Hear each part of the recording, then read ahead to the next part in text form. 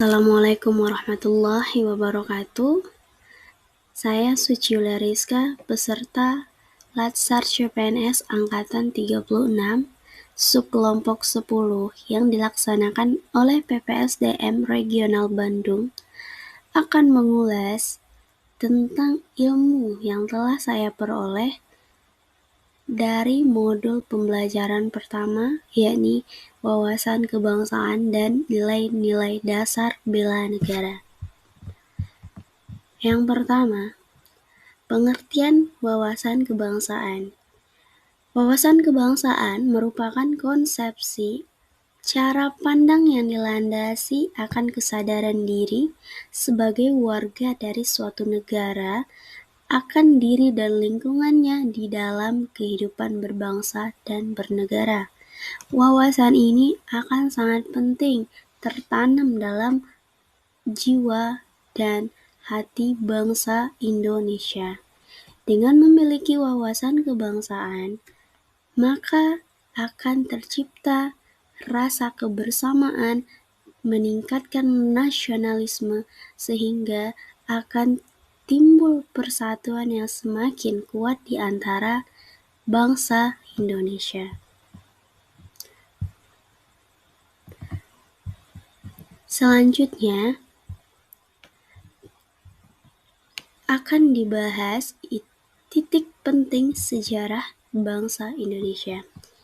Dalam hal ini terdapat beberapa sejarah pergerakan kebangsaan Indonesia hingga akhirnya bangsa Indonesia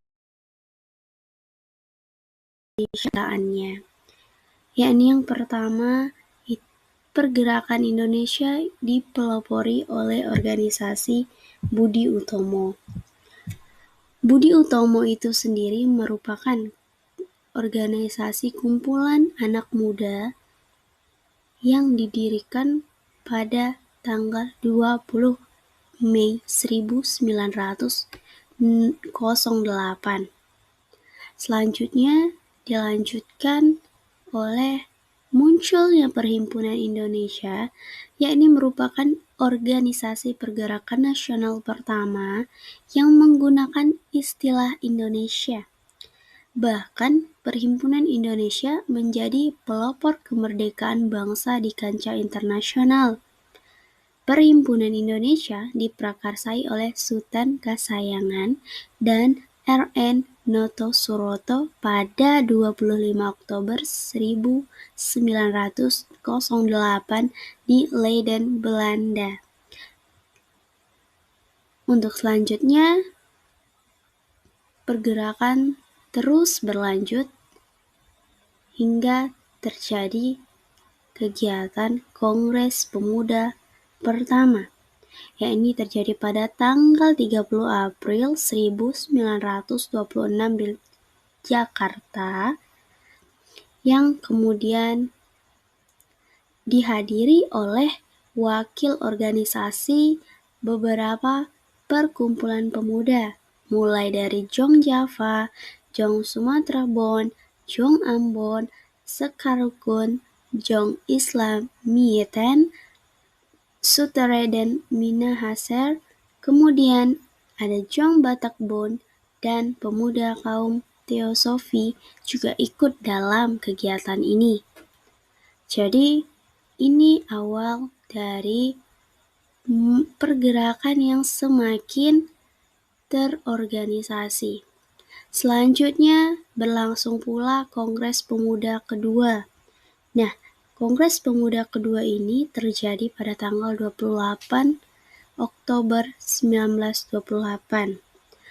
Pada kesempatan inilah pemuda-pemuda Indonesia mengikrarkan sumpahnya yang kemudian dikenal dengan istilah Sumpah Pemuda. Tentu kita sebagai masyarakat Indonesia harus memahami dan mengamalkan cita-cita dari Sumpah Pemuda itu sendiri. Selanjutnya ada organisasi BPUPKI dan PPKI, di mana organisasi ini merupakan organisasi yang sangat besar perannya dalam mempersiapkan kemerdekaan negara Republik Indonesia. BPUPKI dan PPKI ini sendiri merupakan sebuah organisasi yang diciptakan oleh para penjajah untuk mengambil hati rakyat Indonesia. Namun, dengan adanya organisasi ini pula, rakyat Indonesia semakin mempermudah perebutan kemerdekaannya. Selanjutnya, kita akan membahas konsensus dasar dari wawasan kebangsaan. Nah, konsensus dasar di sini ada beberapa poin. Yang pertama, Pancasila. Pancasila itu sendiri memiliki beberapa fungsi, yakni pertama itu sebagai landasan bagi kokoh tegaknya negara dan bangsa. Selanjutnya sebagai pemandu ideologi nasional, pandangan hidup, perekat atau pemersatu bangsa, dan wawasan pokok bangsa Indonesia dalam mencapai cita-cita nasionalnya. Konsensus kedua yaitu Undang-Undang Dasar 1945. Nah, undang-undang ini merupakan sumber dari hukum Indonesia. Selanjutnya, konsensusnya adalah NKRI. NKRI merupakan bentuk dari negara yang diimpikan oleh bangsa Indonesia.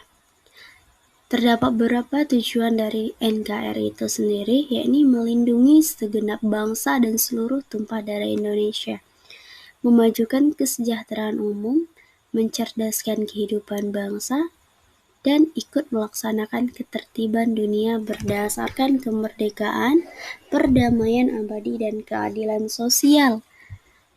Nah, tujuan ini dapat kita lihat dalam pembukaan Undang-Undang Dasar 1945 pada alinea keempat. Kemudian, kita akan membahas konsep bela negara.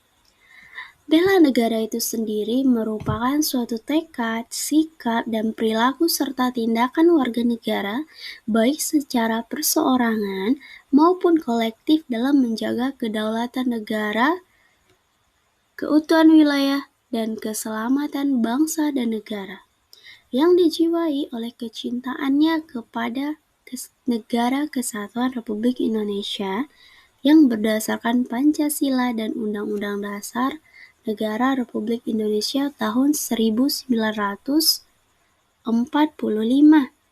dalam menjamin kelangsungan hidup bangsa Indonesia dan negara dari berbagai ancaman.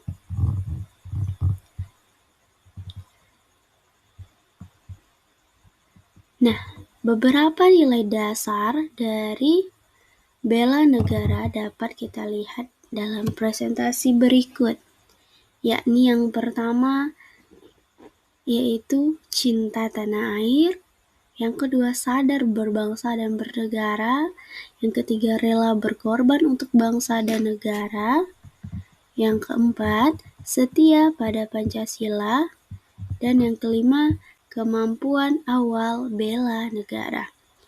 Nah, nilai-nilai dasar ini tercantum dalam Undang-Undang Nomor 23 Tahun 2019. Jadi, sebagai warga negara yang baik, hendaknya semua nilai ini ada di dalam diri kita, dalam rangka meningkatkan semangat bela negara sebagai bagian dari Negara Kesatuan Republik Indonesia. Selanjutnya, setelah mengetahui seluruh penjelasan dalam modul 1, tentu sebagai seorang ASN, wawasan kebangsaan dan nilai dasar bela negara sangat penting. Untuk itu, kita sebagai seorang ASN perlu mengimplementasikan semua materi-materi yang sudah kita pelajari ini. Berikut beberapa implementasi dari nilai-nilai dasar bela negara yang dapat mencerminkan perilaku ASN di dalam lingkungan kerjanya. Yang pertama yaitu adalah memegang teguh ideologi Pancasila, setia dan mempertahankan Undang-Undang Dasar Republik Indonesia tahun 1945 serta pemerintahan yang sah. Selanjutnya bisa mengabdi kepada negara dan rakyat Indonesia dengan jiwa yang jujur, kompeten, dan profesional. Selanjutnya juga dapat dilihat dari perilaku menjalankan tugas secara profesional, tidak memihak. Juga membuat keputusan berdasarkan prinsip keahlian dan menciptakan lingkungan kerja yang tidak diskriminatif. Sebenarnya ada banyak perilaku ASN lain yang bisa diterapkan. Semua perilaku ASN hendaknya berdasarkan kepada nilai-nilai bela negara dan wawasan kebangsaan. Hal ini dikarenakan kita sebagai ASN merupakan pelayan masyarakat dan pemersatu bangsa dan negara, sehingga semua perilaku kita akan menjadi panutan bagi masyarakat banyak. Sekian hasil pembelajaran saya pada modul pertama ini. Mohon maaf atas kesalahan ucapan, kesalahan lisan, dan saya akhiri dengan wassalamualaikum warahmatullahi wabarakatuh.